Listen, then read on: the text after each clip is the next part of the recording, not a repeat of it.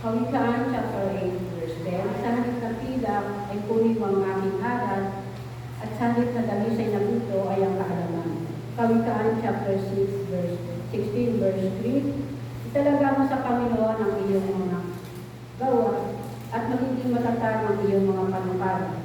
Kawikaan chapter 23, verse 30, anak ko, kumain ka ng pulot sapagkat ito ay mainam at matamis sa iyong panlasa, ang tulo ng pulot at yuta. Kawikaan chapter 30, verse 8, ilayo mo sa akin ang gaya o kasinungalingan, huwag mo akong bigyan ng kasalatan o kayamanan man, pakainin mo ako ng pagkain na aking kinakailangan. Ecclesiastes chapter 3, verse 11, ginawa mo ang bagay sa lahat ng ginawa mo ang lahat ng bagay sa bawat ginawa niya ang bawat bagay na maganda sa kapanamunang iyon, inilagay rin niya ang kaisipan ng tao, gayon may hindi niya malalaman ang ginawa ng Diyos mula sa pasimula hanggang sa wakas. Awit ng Awit chapter 2, verse 13, lumalabas ng mga bunga ng puno ng higos at ang mga puno ng ubas ay namumulaklak. Ang kanilang bango ay humahalimuyak, bumangon ka maganda kong sinta at tayo umalis. Isaiah chapter 2, verse 6, sapagkat tinanggihan niya ang iyong bayan, ang sambahayan ni Jacob, sapagkat sila'y puno ng mga manghula mula sa silangan at mga mangkukulang gaya ng mga Pilisteo. Sila'y nakipagkamay sa mga anak ng mga dayuhan. Isaiah 6, verse 8, at narinig ko ang tinig ng Panginoon na nagsasabi, sinong susuguin ko at sinong hahayo para sa akin? Na magkagayon sinabi ko, narito ako, suguin mo.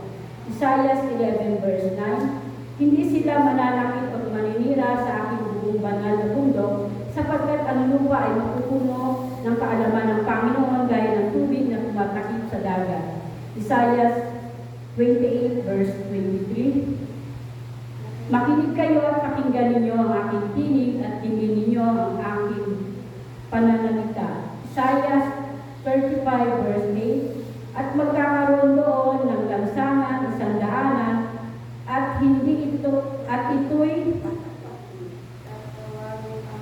tatawagin daan ng kabanalan, at ang marumi ay hindi daraan doon. Ngunit ito'y para sa kanya na lumalakad sa daang iyon, at ang mga hangal ay hindi maliligaw doon. Isaiah 38, verse 8, ngunit aking pababalikin ang narito aking pababalikin ang mga anino sa baitang na pinababa sa mga baitang ni Ahaz sa pamamagitan ng araw ng 10 baitang, at sa gayoy umurong ang anino ng araw ng 10 baitang sa mga baitang na binabaan ko. Isaiah 45, verse 3, at bibigyan ko sila ng kayamanan ng kadiliman at ng mga natatagong kayamanan sa lihim na dako, upang inyong malaman na ako ang Panginoon, ang Diyos ng Israel, na tumatawag sa iyong pangalan. Isaiah 50, verse 5, binuksan ng Panginoon ang aking pandinig, at ako'y hindi naging mapag-imagsik o tumalikod man. Isaiah 53, verse 5, ngunit siya'y nasugatan dahil sa ating mga pagsuway, at siya'y binubog dahil sa ating mga kasamaan. Ipinataw sa kanya ang parusa para sa ating kapayapaan, at sa pamagitan ng kanyang mga lakay ay bumalik tayo. Isaiah 65, verse 24, at mangyayari at sila'y tatawag sa akin, at ako'y sasagot, sapagkat sila'y magsasalita ay makikinig ako. Jeremiah chapter 1, verse 5, bago ka pa ipinanganak ay kilala, bago ka pa inanyuan ay kilala na kita, at bago ka pa pinanganak, itinalaga na kita, hinirang kitang propeta sa mga bansa. Jeremiah chapter 7 verse 23. Kundi ito pinag-utos ko sa kanila, sundin ninyo ang aking tinig, at ako'y magiging inyong Diyos at kayo'y magiging aking bayan. Magsilakad kayo sa lahat ng daan na iniutos ko sa inyo para sa ikabubuti ninyo. Jeremiah chapter 10 verse 6. Walang gaya mo, Panginoon, ikaw ay dakila, ang iyong pangalan ay dakila sa kapangyarihan. Jeremiah chapter 17 verse 10. Akong Panginoon ang nagsisiyasat ng pag-iisip at sumusubok ng puso upang ibigay ang lahat ng ayon sa kanilang mga lakad, ayon sa bunga ng kanilang mga gawa. Jeremiah chapter 23 verse 5. Narito, ang mga araw ay dumarating,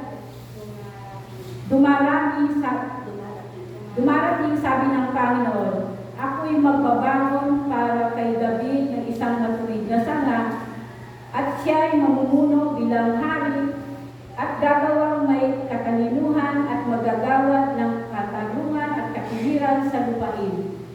Jeremiah chapter 29 verse 12-13.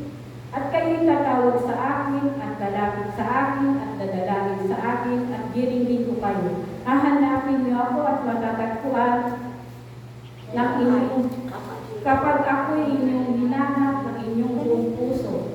Jeremiah chapter 32 verse 39. Bibigyan ko sila ng isang puso at ng isang daan upang sila'y matakot sa akin